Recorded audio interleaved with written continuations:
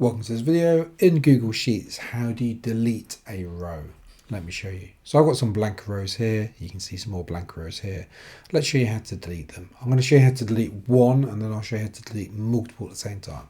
So to delete one, you see the number 8 or whichever number you want to delete. Click on it with a single click and then right click and then select delete row. And now delete all of that. So we've now got a gap of 3. Let me show you again. Right click, delete row, now got a gap of 2. You can see it's working, it's getting rid of all of them.